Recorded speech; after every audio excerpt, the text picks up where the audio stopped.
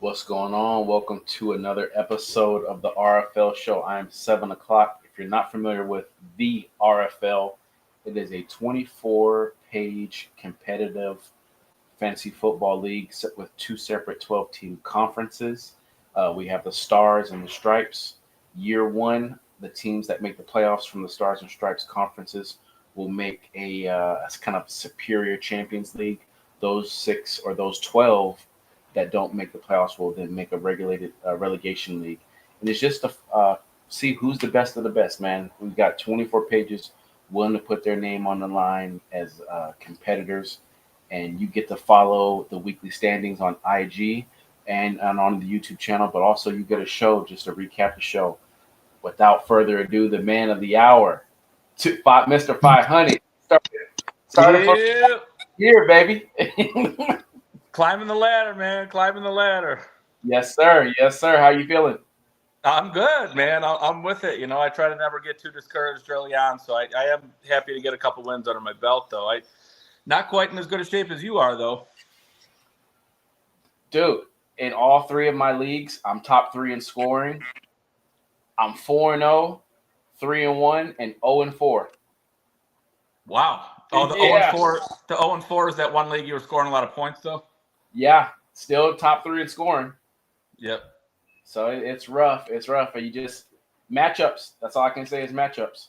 That's all you can do, man. I mean, at the end of the day, I think there was a matchup I lost. I had like 185 points in one of my leagues. I'm like, man, my team showed up. It was just a shootout. You know what I mean? Like, what can you do sometimes?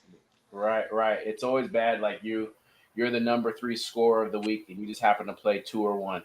Yeah. That's happened to me like 2 or 3 different times, dude. And it's just, it is what it is. Everyone has their best when 7's on the schedule in that league.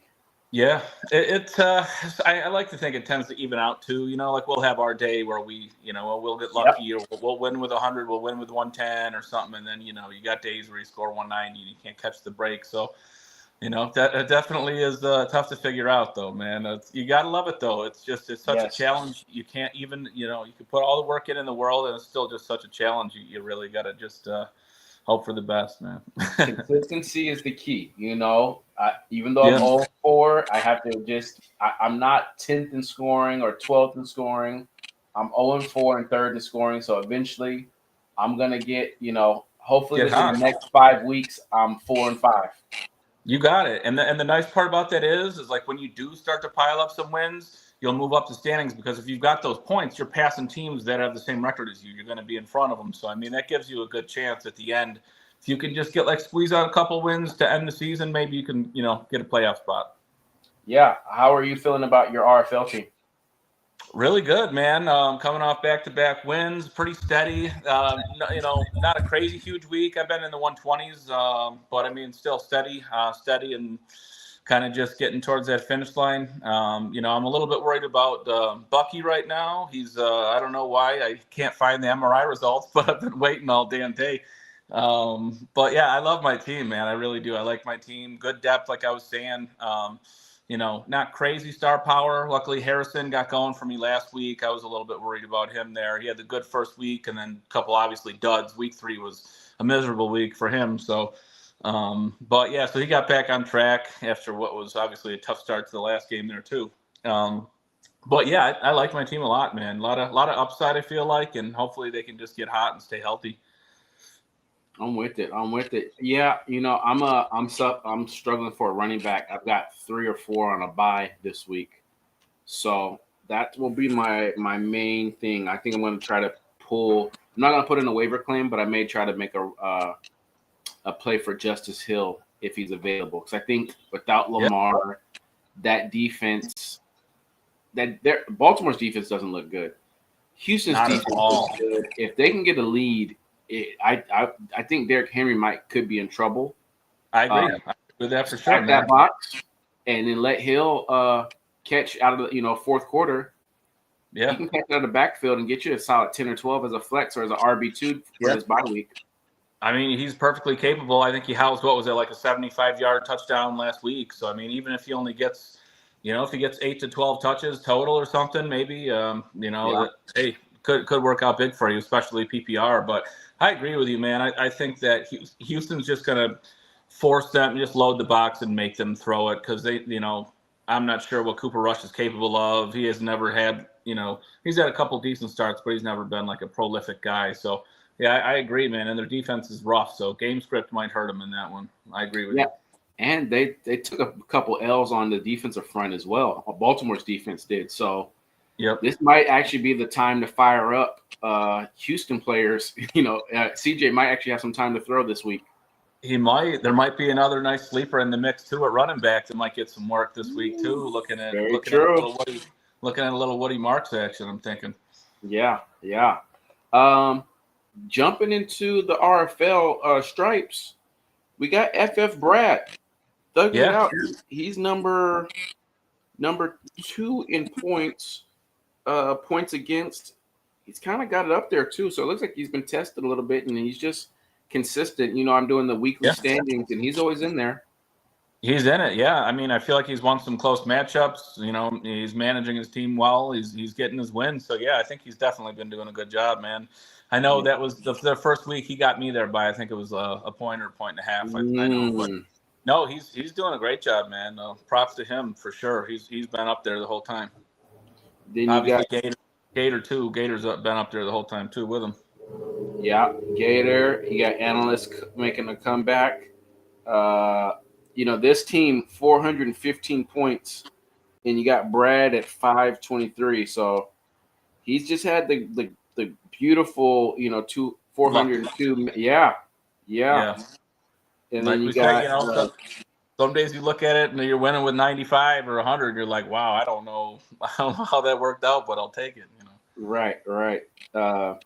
Wish list at 2-2, Flojo 2-2, got you at 2-2, and then we got a group of 1 and 3 teams. Big Sean, the defending champion Rio, Vice, just balling with Jay, finally got his first W, and then kind of on a bad run right now is I can't remember how to pronounce her name, but Purdy Patrol. She's looking rough, but then you got he just had bad luck. His team really hasn't shown up, but he's also got a horrible point deficit and Mike on the mic. Which is funny because I'm 0-4 in his league. Oh, really? That's funny how that works, man. Yeah, and I think he's 4-0. So we did a preseason trade. Him and I worked out a deal where I sent him BTJ immediately following the draft, like that night or the night of or whatever night following. Yes. And I sent him BTJ for Bucky, and I think that's probably been the reason why I'm not in the basement rather than him. That could be the difference right now because BTJ's been struggling. But it was Mac Jones that really kept him afloat. If you really paid attention to it last year. Yeah, he put up all his numbers with Mac Jones. He wasn't really doing much with Lawrence, and I think that's something, that I was considering for sure before the season was I'm sure they'll be okay. Lawrence should be all right. They're getting Liam Cohen and it should be an improved offense and everything. And you're like, well, BTJ naturally should take a step forward again, right? But it hasn't been that way. And, it's blame Shane Waldron. Everywhere Shane Waldron goes, those wide receivers are turned to dog shit. Did you ever see that JSN interview where he's like, "Oh, we live"? Yeah, he's trying to be polite about it, but no, because look, he struggled. The Chicago Bears receiver struggled, and now you see the Jaguars receiver struggle. That's the common denominator. There you go. Right. I mean, hey, it adds up, man. You take one guy away and they explode. You take the same guy away and they explode, and the guy just keeps on, cramping those other guys' styles. So yeah, I mean, hopefully he can overcome it. I think BTJ's good. Looks like he's lacking some confidence right now, but I think he's just a stud alpha receiver. Maybe not mentally right now. Maybe he's got some room to grow there, but physically he's every bit of a wide receiver 1 in the NFL, obviously. Like it. I'm gonna move over to the stars and see how we're looking over there. We're on the stripes. Stars. Let's go league, and we got myself up there. 492. I've been a little battle tested a little bit. I don't have that 5'11" like Craze does, but I'm at 532. Yeah, I think I'm second in scoring. No, what's his name? First in goal. No, yeah, I'm second in scoring in this league, and Doing what I got to do. Yeah, man, you've been consistent every week we get on here. We're looking and you're scoring good points. Yeah, you've been doing it. You've been doing it right, man. Slow and steady wins the race. You're getting week by week. You're getting wins. So Yeah. Dynasty Life. This is actually a dynasty expert who's doing well. And I think his one loss was when someone they just exploded on him, but he's doing great. He's actually leading our league in scoring with 548. That might be leading all teams actually. yeah, I think it might be.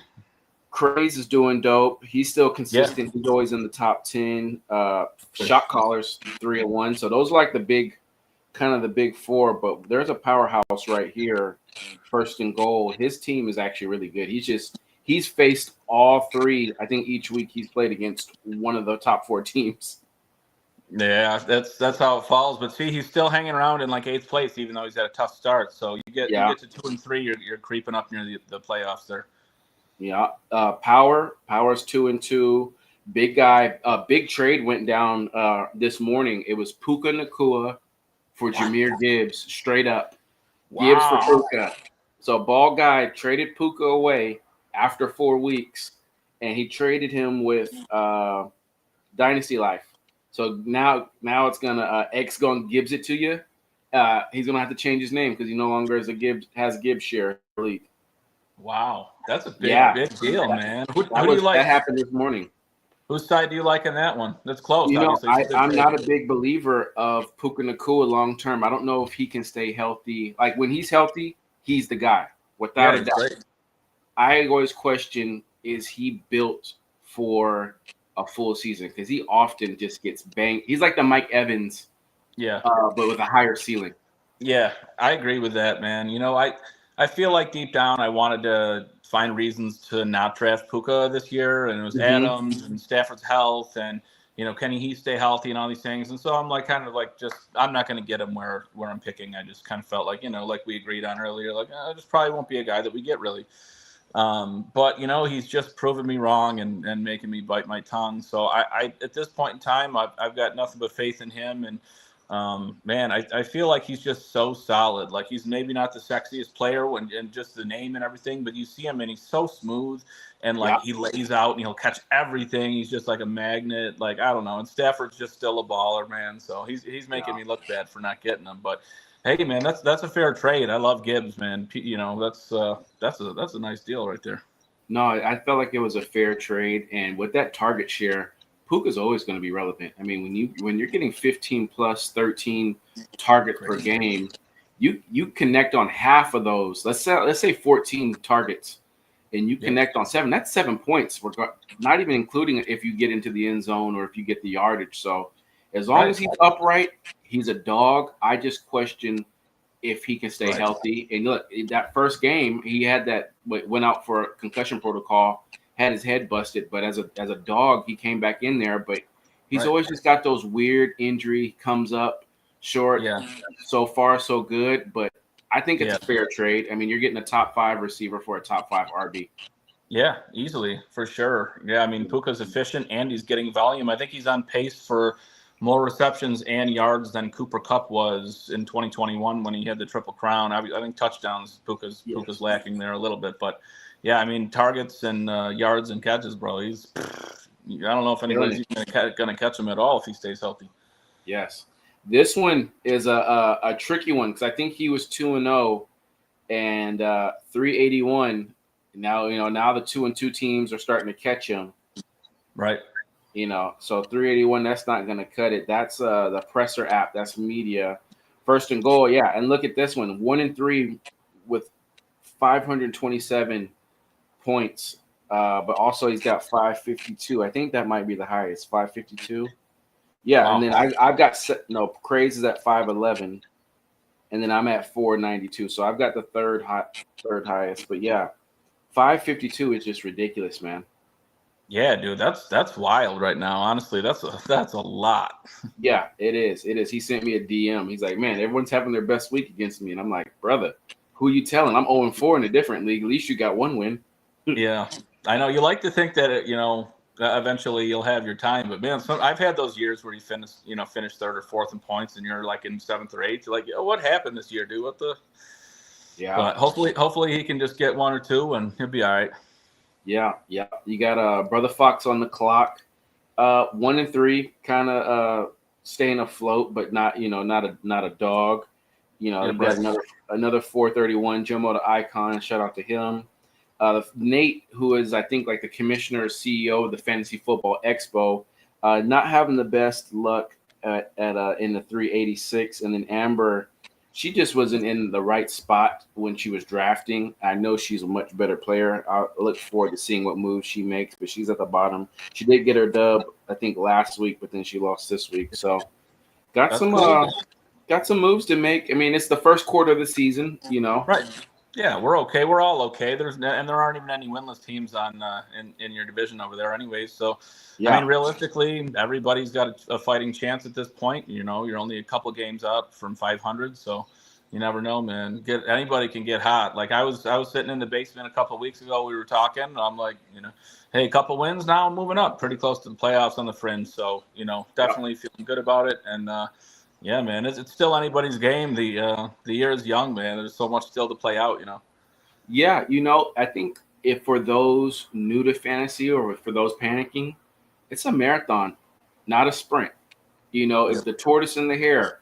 Just make your small improvements here and there, put in your claims appropriately, or save your claims so that you can move up the wire or use your fab accordingly, and be patient. It's just the first quarter of the season. No, if you have injuries, if you have bad luck, you got to know. Hey, look, man, I gotta make this move. I gotta make that move. Maybe sell my elite receiver for a couple really good receivers. Maybe send a bunch of trade offers and just try your best to buy low and sell high and do those things that'll give you a chance, man. Like I'm always constantly thinking, like looking at rosters. What can I send? What can I do? How can I make it like a fair trade, but where I think a guy's got more potential on my side. So, plenty of year left, man. I'm all about making moves. So, I encourage everybody to get out and send some offers and hit the wire. I love it, man. I always appreciate you pulling up. I'll clip some of this and then we'll reconvene next week. Yeah, buddy, man. Hey, stay on top over there. Good work, brother. Likewise, I see you climbing, and hopefully both we can make it in the playoffs and then Duke it out next year. Oh, man, that would be dope, man. I'd love to see you in there for sure. Yes. Take care. Hopefully all is well, man. You too, man. Have a great night. See you. Peace.